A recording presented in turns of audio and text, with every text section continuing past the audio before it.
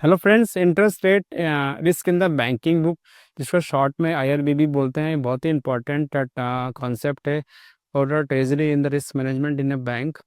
और इस विषय के ऊपर मेरा ये चौथा वीडियो है। मैं ऑलरेडी 3 वीडियो बना चुका हूँ, जिसमें कि मैंने इसके ओरिजिनेशन पॉइंट कहाँ हैं, उसके बेसिक कॉन्सेप्ट्स क्या हैं, इससे रिलेटेड एक केस स्टडी जो कि सिलिकॉन वैली बैंक थी उसको मैंने इससे कोरिलेट किया था।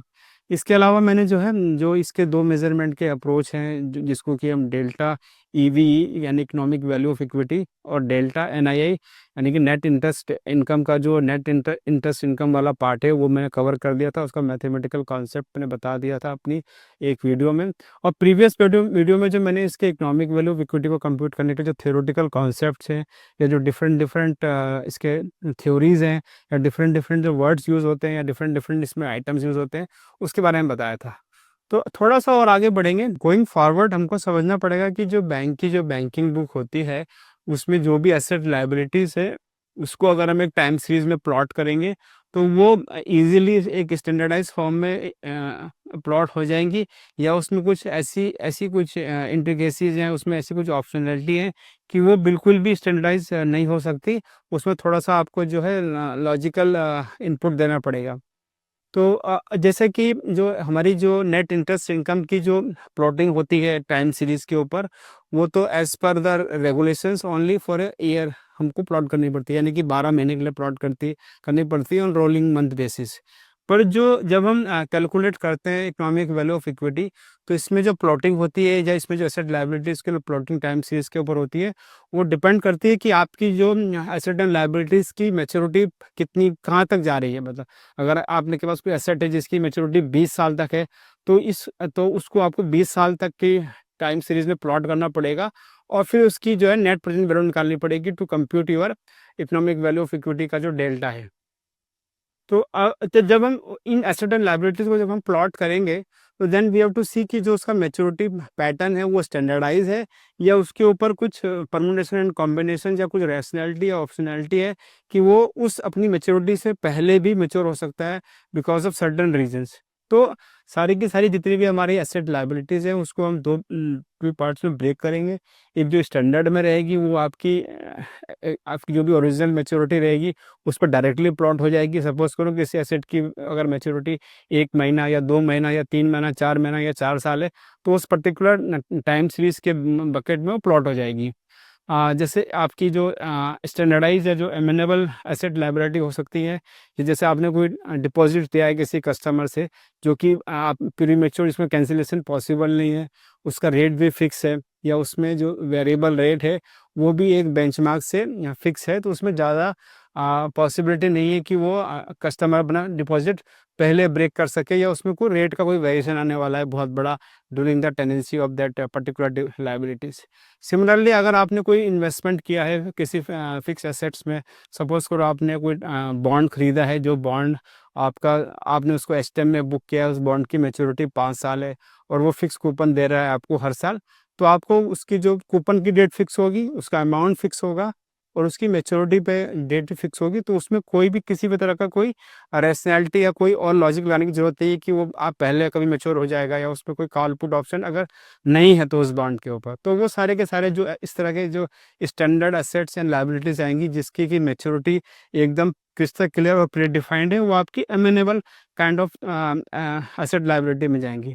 इसके अलावा जो एक नॉन अमेनेबल जो आपकी एसेट लायबिलिटीज़ होंगी, जिसमें कि थोड़ी सी ऑप्शनैलिटी है या कोई बिहेवियरल पैटर्न के हिसाब से उसमें उसकी मैच्योरिटी को में जो है चेंज आ सकता है।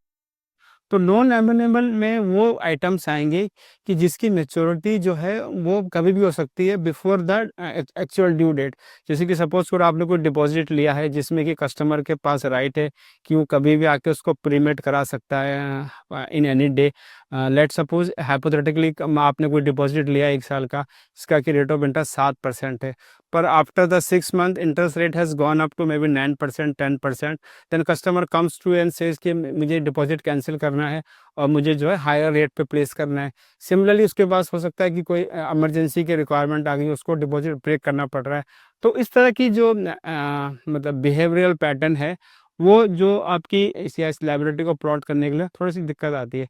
सिमिलरली अगर आपने कोई लोन दिया है जो कि एक फिक्स रेट पर एक 10 साल का आपने लोन दिया है, पर उसमें जो बोरोवर है उसके पास ऑप्शन है कि in case of after certain initial he can say in initial clauses he can come back and close that loan. पर उस लोन के लिए अगेंस्ट पे जो आपने फंडिंग करी हो, फंडिंग तो आप क्लोज नहीं कर सकते हैं, लेकिन लोन क्लोज हो जाएगा तो आपकी इस तरह से जो उस एसेट से अर्निंग होगी उस पर भी एक इम्पैक्ट आएगा अगर आपके इंटरेस्ट रेट सिस्टम में नीचे चले गए हों। तो इस तरह के जो आपके नॉन एमिनेबल जो एसेट लायबिलिटी होती हैं उसको प्लॉट करने के लिए कई रैशनैलिटीज़ जो आपकी इस गाइडेंस नोट ने दी है, जो बेसल कमेटी ने इशू किया है। इसके अलावा रिजर्व बैंक ऑफ इंडिया ने भी अपनी गाइडलाइन इशू करी है। उसमें उसने कई तरह के स्केलर्स दिए हैं कि जो आपको यूज़ करने होते हैं in case of any optionality and जो भी एम्बेडेड बिहेवियर पैटर्न के हिसाब से जो एसेट लायबिलिटीज़ डिफरेंट तरीके से बिहेव करती है in different interest rate scenarios. तो ये नॉन एमिनेबल क्लास में एक जो लायबिलिटी जो काफ़ी इंपॉर्टेंट है वो that is non maturing deposit, जो कि आपके डिपॉजिट जिनकी की मैच्योरिटी आपके डिफाइंड नहीं होती। जैसे कि आपके हमारे केस में इंडिया के केस में सेविंग फंड और करंट अकाउंट के डिपॉजिट्स हैं जिसकी की मैच्योरिटी कोई डिसाइडेड नहीं होती है।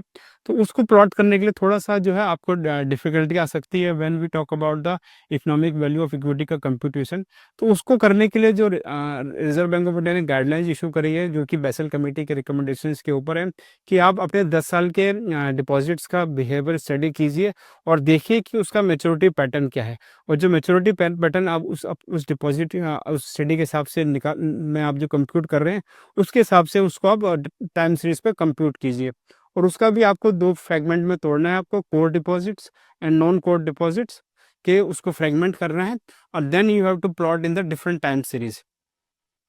जब आप अपनी सारी एसेट लाइबिलिटीज को इस तरह से एमेनेबल नॉन एमेनेबल अराइव करके उसको प्लॉट कर लेंगे टाइम सीरीज के ऊपर, then you have to see that कि जो भी रिकमेंडेड 6 स्टॉक सिनेरियोज हैं, पैरेलल अप, पैरेलल डाउन और आपके steepening, flattening, short rate up, short rate down.